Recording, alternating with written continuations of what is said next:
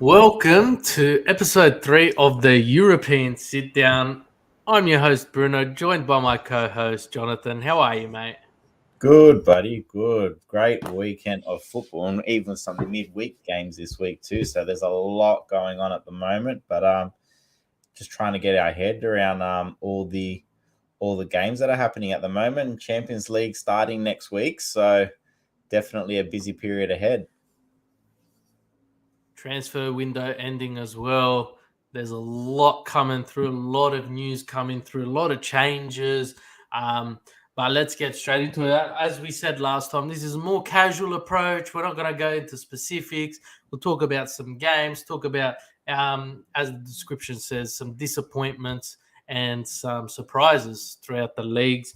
So let's get straight into it. First league, the English Premier League.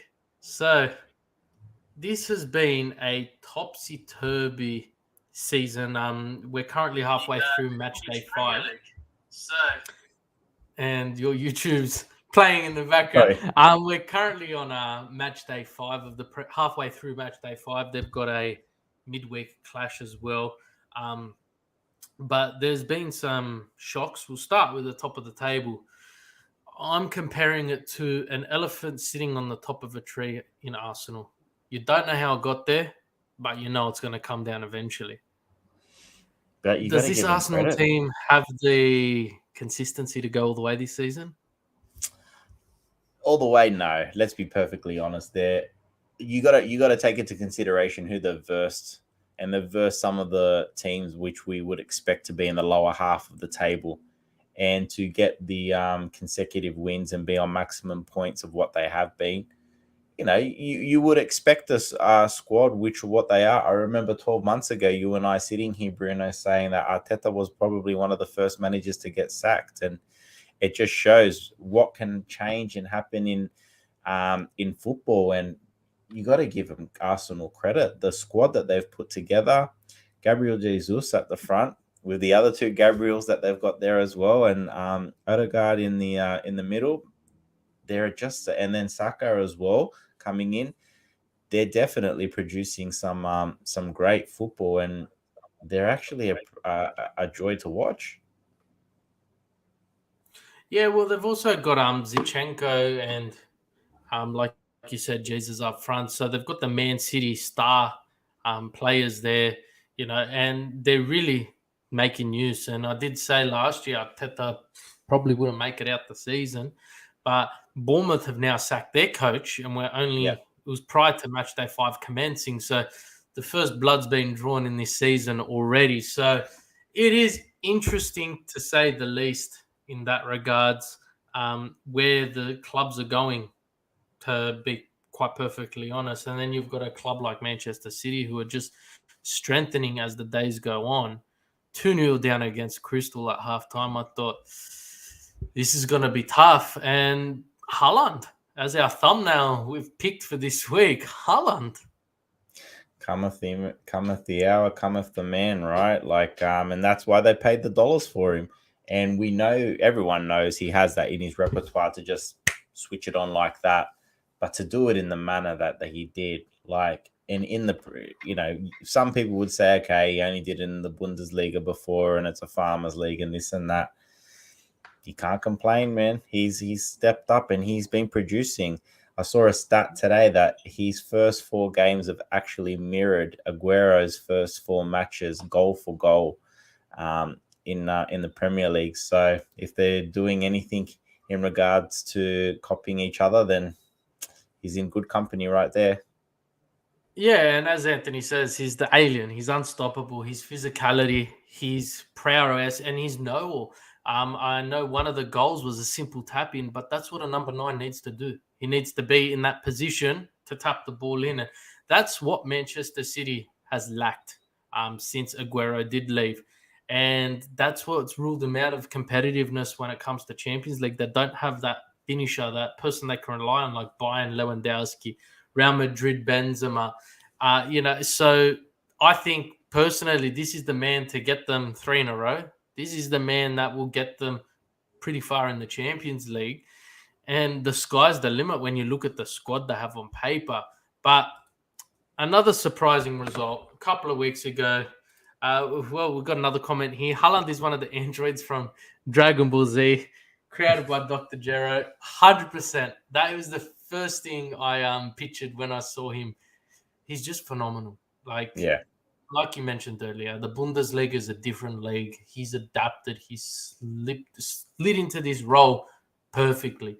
And any team that did get him, they were going to be a force. And it's just one of those things where he's just dominant, extremely dominant, and it's reliable. And, when City let go of Sterling, you thought that reliability was gone. And you can see what he's doing with Chelsea at the moment. And Haaland's just slipped straight in, and it's like he's been there as long as Aguero. That's how comfortable he is with this team. It also helps when you've got De Bruyne, Bernardo Silva, and everyone else backing you up.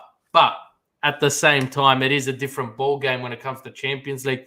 Sterling gets the two goals against. Yeah, no. I was going to just say, just quickly, Silva, very hot to actually make the move to Barcelona now in the next 24 hours. Just saw. It's actually Man City's actually came out and said that they're open to letting him go.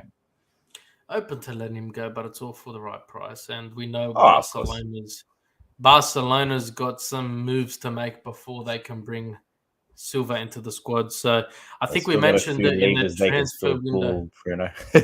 Yeah, well, they still got a few levers they can still pull to get that money tree going. We'll get to Barcelona soon because I'm sure we've got a couple of words to say there. But Sterling for Chelsea, he looks amazing. He looks like he's still in the City kit there. He got both goals against Leicester on the weekend.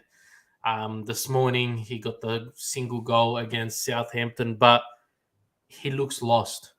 And he's used to having a team which is supporting him up front, and he just looks lost with this team. He's not a striker. He's a winger. He knows what he's doing, and Chelsea just look abysmal at the moment. They're lacking the striker. Pulisic, Mason Mount, they're doing nothing. This squad is getting more and more disappointing as the days go on. They lost 3-0 to Leeds. They barely scraped past Leicester. The last 10 minutes, it was 11 men in their own box just defending. Yeah, definitely. And the other thing is Kai Havertz is another name to throw in there. Him and Mason Mount combining, playing every minute this season, and 0 goals. Just goes to show. Bruno, do I still have you there, mate?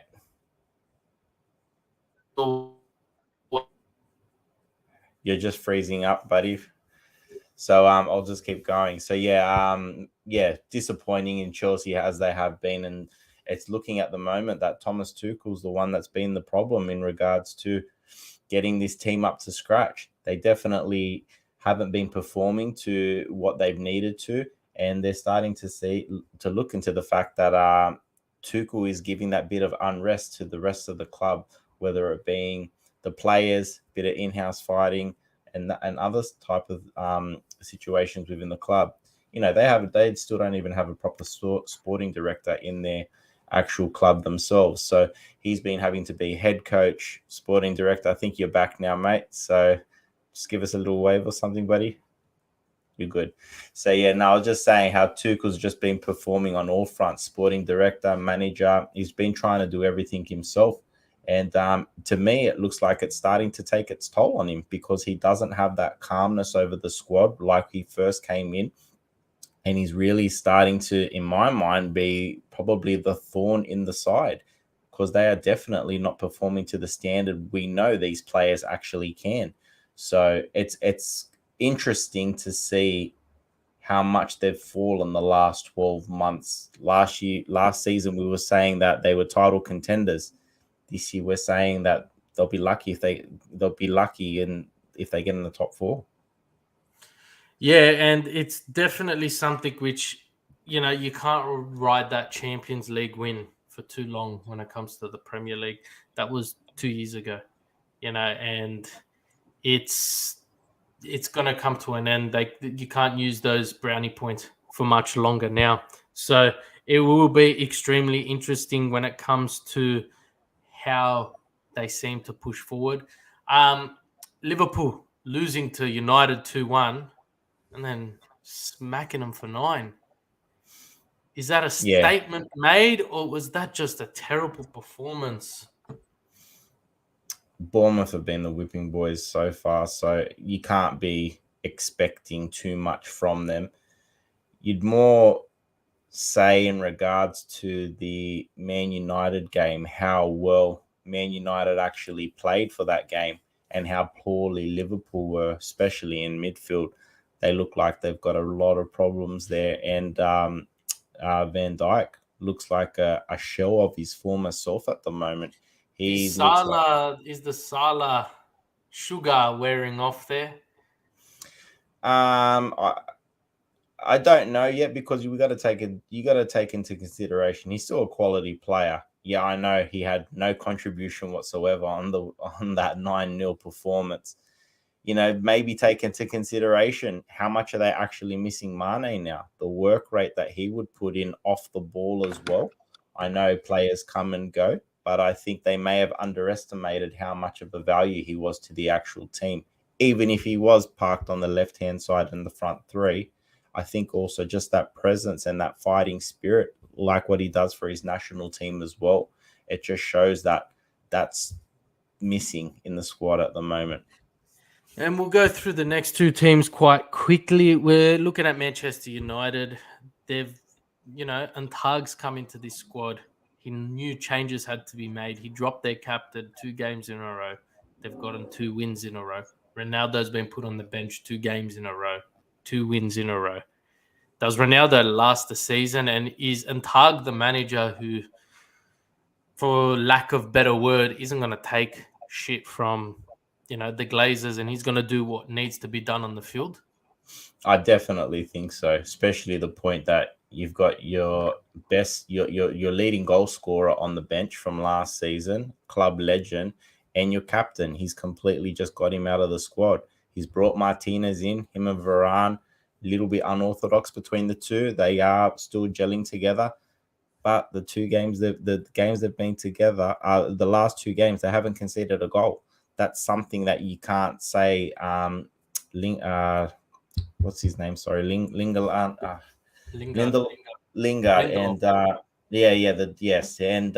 and Maguire have done previously because they were leaking goals like water through coming from the sky.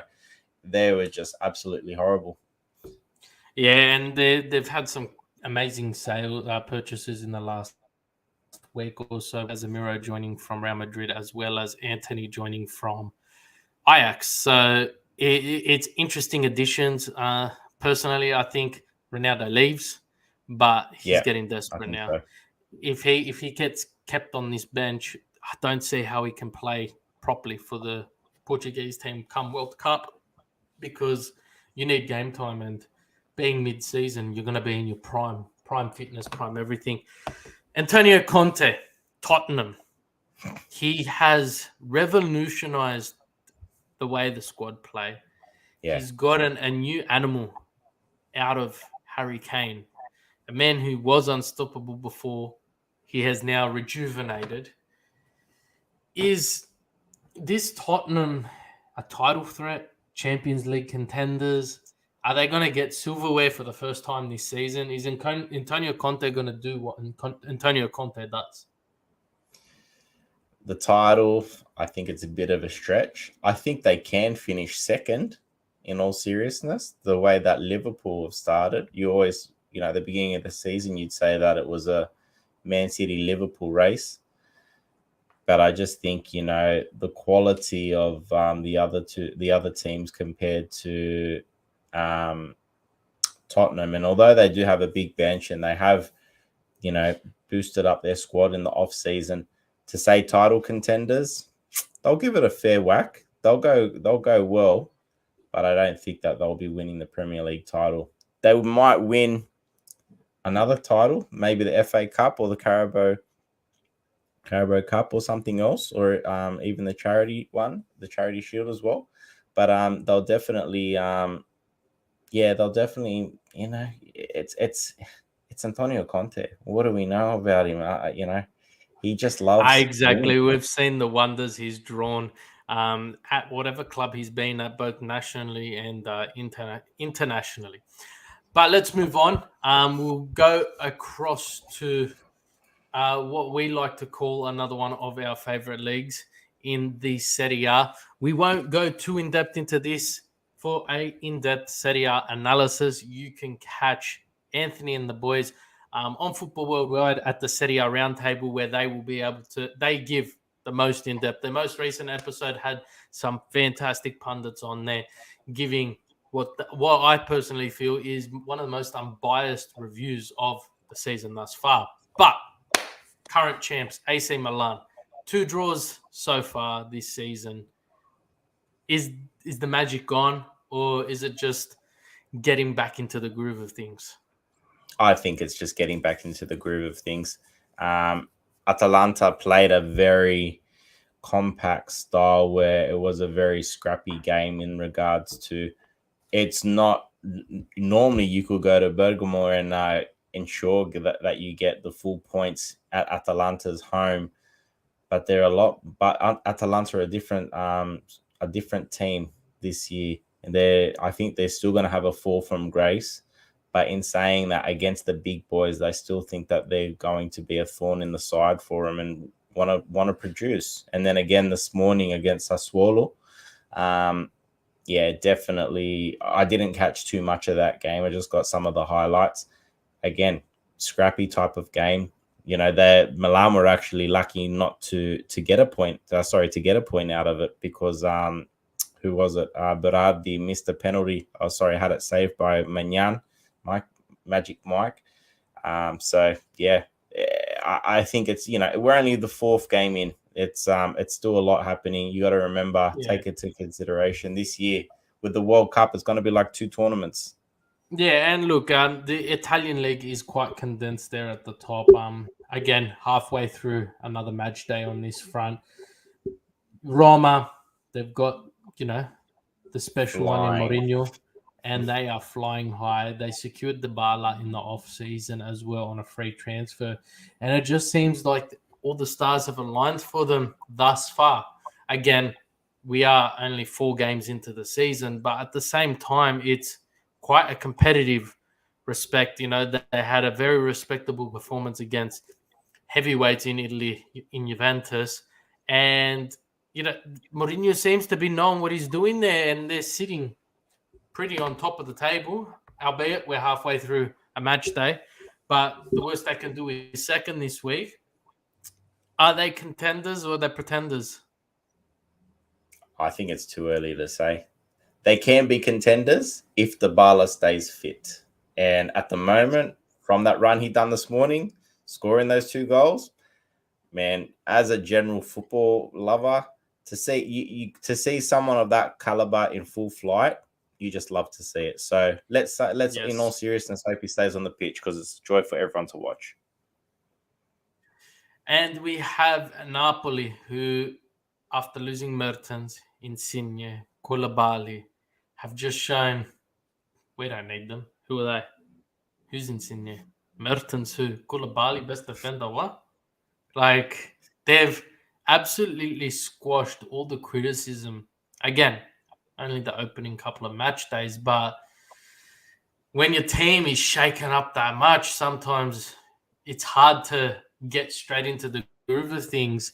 Spalletti has managed to get a couple of fantastic signings, but at the same time, he's managed to get his squad on the ball straight away. And historically, he starts his seasons off well. Again, I personally think it's a bit too early, but I do think Napoli, if not winning the Scudetto, the title within Italy, they'll be the thorn in the sides. And I feel their performances throughout the season will determine who eventually wins it, whether they take points off the top clubs or, play a shocking game against them. No, I totally agree with what you're saying there, and I couldn't disagree. Juventus is the team on everyone's lips. Sorry, I'm flying through this because Anthony covered it quite well. Juventus is the team on everyone's lips. Are they going to do anything special this year? once they go, it'll be interesting to see once everyone's back and fit again. But when that happens, will it be too far gone? Yeah, and finally, Inter Milan. They've actually second to last. Inter Milan, they're our team. They're our favourites. But personally, we've beaten the club's beaten every club who's provided some form of ease to them. They've beaten the bottom dwellers. When faced against somewhat a competitive Lazio, they struggled. Is there too much happening there to call them to say that they can go all the way this year? No, they definitely could. They've got a good enough squad to be able to do something. So who knows? Sardi It's still. has. No, you're right. What Go. was that? No, you're I right. was just Keep going to going. skip on to Lazio. Sardi, he's working them well. He captured Vecino in the off season with words of Acerbi parting ways as well. Has he got his squad in line, or is this just another Sardi blip where he takes off at the start and then just steadily declines towards the back end of the season? He's got a quality squad, and let's in all seriousness, let's see what they can produce because they're playing okay. If they get a look at that, exactly what Amp said. If they get a win on the weekend, man, the beginning of this campaign, it's a good result for them, and they'll be a lot better than what everyone would have thought they would have been. Look, I agree. They've got a great squad, but there's no depth. There's literally once the congestion hits, once European competition comes into play, I just think it's gonna decline a bit more than we see usually. Let's move on. Let's head to Spain, the La Liga. We have a lot happening. I'm gonna throw it to you because this is your forte. This is your cup of tea, to say the least. So Yeah. take us through it. So just quickly, just some of the results. Lewandowski on the weekend scoring again, and just producing wonders and showing why he was worth the money to Barcelona in regards to why they forked out what they did for him. So Barcelona too good. I'm just going to fly through these quickly as well. Bruno, Real Madrid just showing all their class with all they are and all that. Vinicius Jr., Benzema, just too much firepower for Espanyol. The other one you got to take into consideration, a scrappy affair from Atletico Madrid to get the points over Valencia. And I don't know if you've seen this, Bruno, but there is a special thing that's happening at Atletico Madrid. So you're obviously aware of it. Bringing on Anton Griezmann on the 65th minute. So they have a clause that they have to give. I think it was about 40 million euro to Barcelona. No, they enforced the purchase of Griezmann. Sorry, if he plays 45 minutes per game, he has to play something. 30 minutes per game till the end of the year. So far, they bring him on with 25 to go. 29. They'll be stuffed if that, the 65th minute he gets subbed on and there's 10 minutes extra time. 100%. Then you watch the next game, he probably won't even play, but he'll be the super. He's been the super sub for sure. That's 100%. He's come on for 2 games and scored 2 goals so far. Looks like he's getting a bit of comfort back there, which we like to see, as he was a personal favorite of mine back in his heyday. So good to see them producing there. Other than that, Athletic Club beating Cadiz 4-0 and all that. And Real Sociedad 1-0 over Elche. That's all the big ones that we need to discuss, Bruno.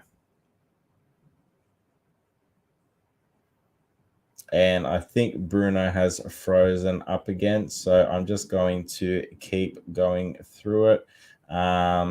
In saying that, so guys, the next league that we normally cover is the German Bundesliga. I will wait for Bruno to come back so we can get into the full depth as to what's been happening there. But in saying that, Bayern Munich showing once again that Borussia Mönchengladbach has been an absolute thorn in their side. Thanks, Tim. Glad to see that you're good to see my beautiful face back on this place. But yeah, so in saying that they have been a thorn in the side for Bayern Munich. Good to see you back, buddy. You having terrible connection tonight. I forgot to pay your internet bill. No, my son pulled out the Ethernet port upstairs. I was just jumping into the Bundesliga, mate, and just saying the past results from the weekend with Mönchengladbach being I a think thorn that's 3 consecutive domestic league games that Bayern Munich has not gotten a result against them. And then there was also the cup final that they lost to them as well. So I think that's 4 consecutive games right there. It's phenomenal how a team so dominant team have that bogey team. Yeah, you're 100% right. RB Leipzig 2-0 over Wolfsburg as well. Hoffenheim 1-0 over Augsburg. And Borussia Dortmund 1-0 over Hertha Berlin.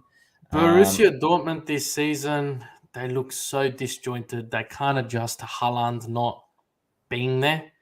They can't adjust to they take it too long to make decisions. Yeah. And I think it's similarly in the case of Chelsea as well. They're just thinking too much, and by the time they've made their decision, it's too late. The opportunity's closed. So it'll be very interesting to see how they perform moving forward. But do you see any, Bayern Munich did well in the transfer window with Mane and De Ligt and a couple of others. But do you see any transfer moves happening? I do know who was the German team after Gossens? Was it Mönchengladbach? RB Leipzig.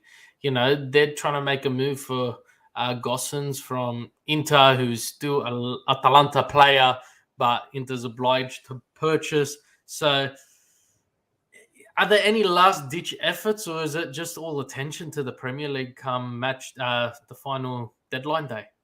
No, there are a few rumblings happening in the Bundesliga. Like you said, Gossens looks like I think Inter might actually sell him, to be honest, because the owners are so cash strapped and they'll take any dollar with a whiff of a penny being thrown to them.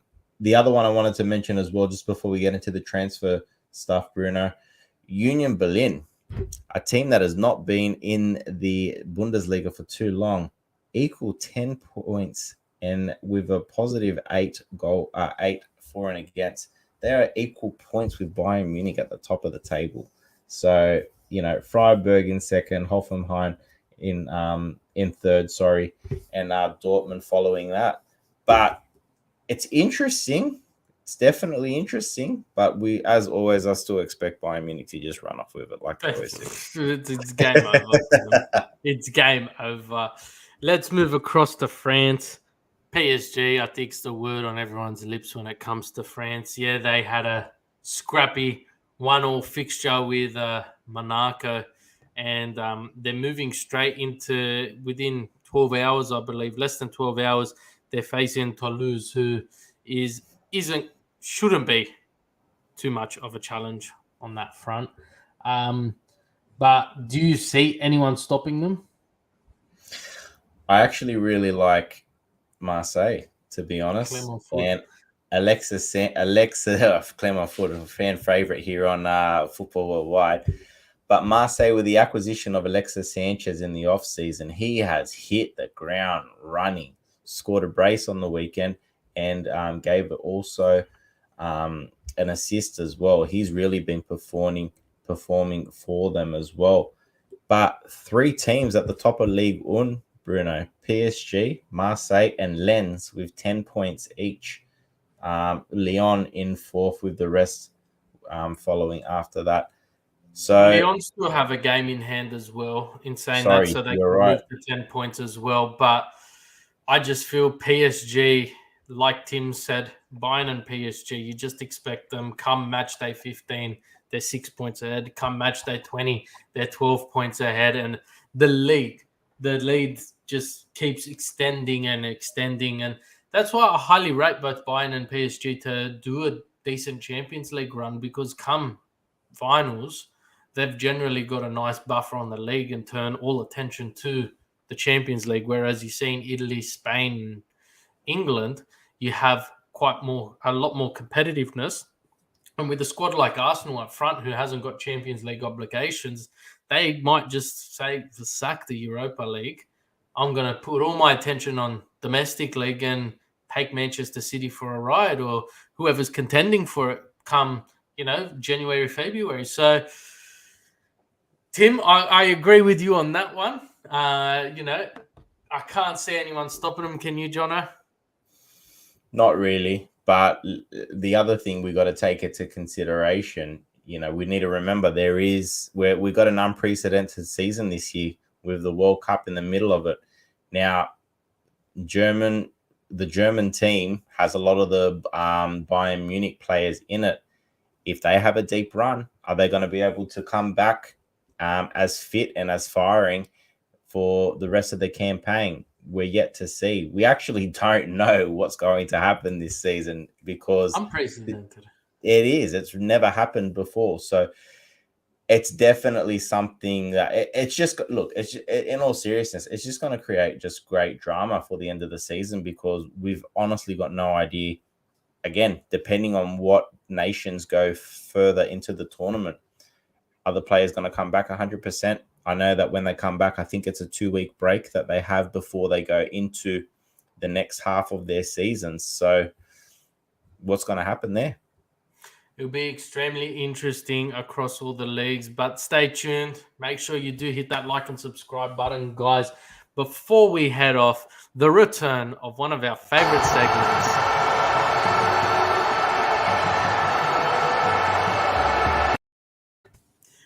One to watch, where we recommend one, maybe 2 games each in regards to what's coming up in this week's of domestic fixtures. Of course, we're going to say Champions League are all one to watch, but domestically, Jonathan, I'll throw it to you first so I don't hijack any of your answers.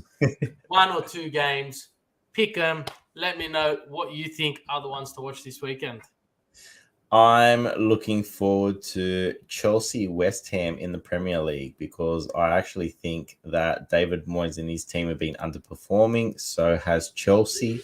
So I think it's going to be an actual good game to watch to actually see how these two are going to perform. Both have got a lot to prove, especially Chelsea, and let's see what they can come up with before the end of the transfer market. The other one I wanted to have a mention was Athletic Club and Espanyol. 2 teams I really enjoy watching, especially Espanyol since their return from their second division last season. Definitely a club that I have always enjoyed watching. So that'll be my 2 ones to watch. I am going to Italy for the Derby della Madonnina. That is Inter versus AC Milan, first versus second for the last 2 seasons. Inter taken out previous season and AC Milan the most recent. So there is blood, sweat and tears. It would have been better if there was the return of Lukaku to the San Siro and the derby, but we all know he's missing that. In England, I'd like to say Manchester United and Arsenal. It's always a fantastic fixture, but it's also going to show where Arsenal is if they're able to, keep up with the big boys, if they're able to maintain their undefeated and perfect start to the season. Spain, I'm surprised you didn't say Sevilla or Barcelona. They're playing and facing each other this weekend. But you also got to look to... I missed that one. And you also got to look to the other Spanish giants in Real Madrid who are taking on Real Betis in what is a top-of-the-table clash. And this is something you see consistently in Spain. Both Real Madrid and Real Betis have taken a 3-0 start to the season with 3 wins, 0 losses, 0 draws. But there's always that random Spanish team which hangs around the top of the table for, 8 to 10 match days, and then they just disappear. I think last year it was Real Sociedad with David Villa returning. But it is a fantastic weekend. Tim Eidstein's given us some fantastic ones to watch. Lazio, Napoli, both teams in fantastic form. And you really want to see, again, being so early on in the season, it's going to determine where these clubs are at, if they're winners or if they're pretenders. And Juventus Fiorentina, the return home for Vlahovic.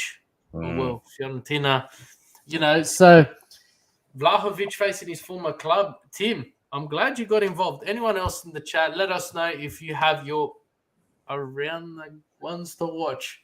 Our segments get good. Before we wrap it up, Bruno, let's just have a little chat about transfers before because we've got just under 12 hours to go left for the transfer deadline. So Chelsea are in desperate need for a striker. Ronaldo's in a desperate move to get to a Champions League club. I'm just saying, is it going to happen? I see it happening. You do? I reckon it could 100%. I feel that the Premier League are overspending, and any club would be stupid to sell some of their great players to a competitive club. You look at Manchester City, they sold Zinchenko and Gabriel Jesus to Arsenal. They sold Sterling to Chelsea. And you'd say it's stupid, but the Premier League tax is real, where these clubs are paying stupid amounts for players. And, Jesus would not have gotten 50 million anywhere else in Europe. So it was, and he wasn't even a regular starter for Manchester City last season. So it would not surprise me. Ronaldo is extremely desperate. I know he approached Inter Milan, AC Milan, Juventus, Atletico Madrid. For him to approach Atletico Madrid when he is a Real Madrid legend, desperation. Bayern Munich, we don't want him. Dortmund, I'm sorry. So desperate times do call for desperate measures. Although he is fatiguing in the back end of his career, he's still a player you really want to have in your squad. And I think Tuchel might be able to get the best out of him. Yeah, it'll be interesting to see where he does go. I just don't know if he will. To me, it's very 50-50 in my mind. I can see him staying because no one will want him and can afford his actual wages, and therefore also don't want to disrupt their team. Also, the fact that I can see him going because he is that desperate to play Champions League football and is so paranoid the fact that he doesn't want Messi to break his Champions League gold record. So, yeah, that's one of the big ones. The other one I wanted to mention, Manchester United making some massive signings the last week, spending massive money in regards to Anthony and Casemiro from Real Madrid. Do they have anything else pulled up their sleeve that you think they might need, Bruno? They're always going to be on the lookout, Manchester United, and with Barcelona in dire straits of needing to sell players to be able to breathe, Frank de Jong might be a question. Coming to United, going to Chelsea. Tim, again in the chat, is Napoli still a possibility? There were talks, but being Italy and Naples and Manchester, feasibly it can get done. The medicals would have to happen really quickly, but it is a possibility. Anything is a possibility, especially when we've seen in the previous years. I remember last year's. I think it's a hard no, to be perfect, in my mind. And if you want to know an in-depth reason why, Tim, just check out the Serie A roundtable last night because Zio Amo went into great detail in regards to why De Laurentiis does not spend money, and all he's done in the off-season is cut down the wage bill. He said if it was done, it'll be a pure marketing ploy, but no. And the marketing ploy itself would make you so much money. Irrespective, everyone in Naples, let alone every primary school throughout Italy, would be wearing a Ronaldo Napoli jersey if that was the truth. Fabrizio Romano, I'm just on his Twitter. Some chats here. Chelsea are in advanced talks with RB Leipzig to sign Josko Gravidiol. Not sure. Don't know who the player is. Croatian centre back. Centre back for 90 million. But again, he is you haven't really heard much about. Where if they're offering 90 million for that and Inter only getting 65 million for Skriniar, it really says a lot about the money England have to spend.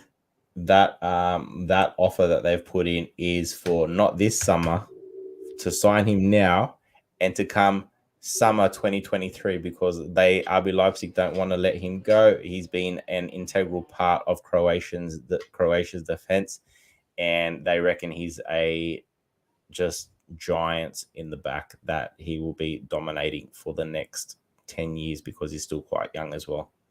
Fabrizio reporting also as of an hour ago, Inter have approached Marcos Alonso following the chance departure of Gosens. So, Alonso on the way out at Chelsea. But is this a good purchase for Inter? The experience, the Champions League pedigree? That would be an interesting one to watch. Again, Chelsea chasing Barcelona this time round for Aubameyang. It was, 9 months ago, he joined Barcelona in what was, I'm going to Spain for a holiday. I'm doing a medical in Spain. I have now signed. Is that a possibility? Or is a transfer ban about to smack Barcelona harder than anything in the face, and they've just stockpiled on the best players? Aubameyang to Chelsea, yes, I can definitely see that happening. I think a fee just needs to be agreed on. I think Chelsea wanted 30 and Barcelona wanted 30 million and Chelsea were offering 17. So I think that'll get done somewhere in the middle. He's already agreed terms with Chelsea as well, personal stuff. So that's all ready to go. Marcos Alonso to Inter. I actually rate it, to be perfectly honest. I think a bit of experience on the left side there, because he will be playing definitely as a pure wing back as well, and giving a bit of cover for Di Marco there. So I actually rate that, because he's just one of those. He's a similar player to what Perisic was, in the sense that he's got an engine that can just go all game. Yes, he is a little bit older and all of that, but coming from the Premier League and then to move into the Serie A, I definitely think he would be a good acquisition for Inter. Well, Romano just reported literally 45 minutes ago, Gosens to Leverkusen is now off. Not going to happen. Inter have decided not to sell the German left back after meeting yesterday afternoon. Unless there's a new proposal, Inter are prepared to keep Gosens. So that is as of 45 minutes ago.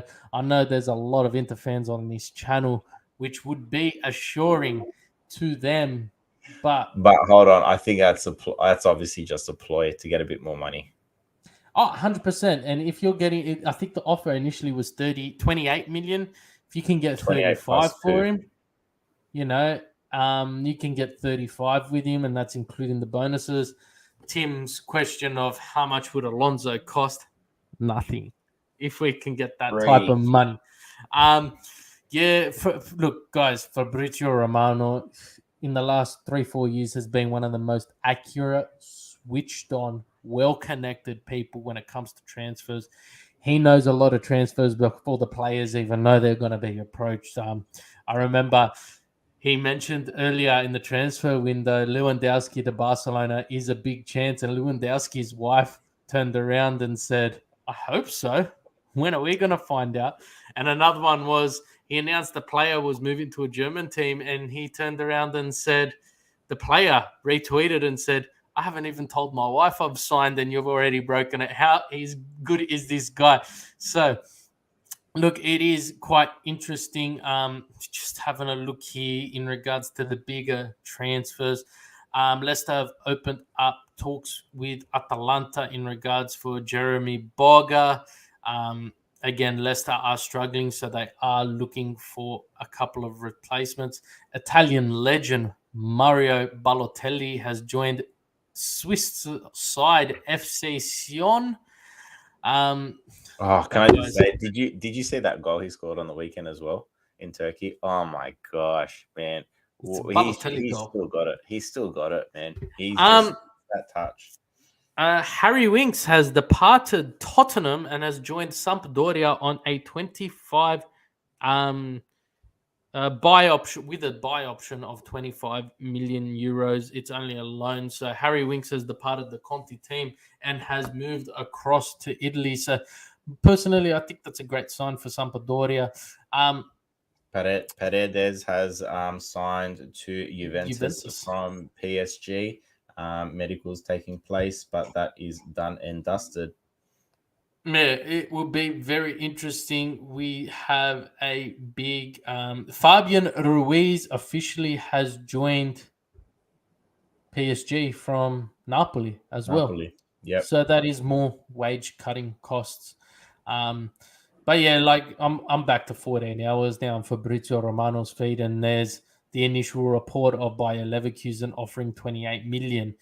And if you weren't aware of just for another one for some of the Inter supporters, one of the transfer targets that Inter Milan were after, Akanji from Borussia Dortmund, has signed with Manchester City because they needed another centre back just to cover some of the other six that they've got. yeah, Laporte, Ake, and Kyle Walker, Cancelo, everyone else there. I think they've got the Berlin Wall right there. Nothing's Definitely knocking that down. But guys, we have been going for 46 minutes. Like I said, if it's not Jonathan, there will always be someone else joining me, or I might just be talking to myself for all we know. Thank you for joining us here at European Catch Up and Sit Down. I'm getting my tongue twisted here. European Sits Down, where we'll keep you up to date with a more laid back, opinionated view rather than factual. Jonathan, thank you. Guys, please like and subscribe. Help us and support us there. But thanks again for joining us, Jonathan. Thanks, guys. We'll catch you tune in next week as well, because we'll be doing a Champions League show more than likely as well. So until next time, Forza. Ciao.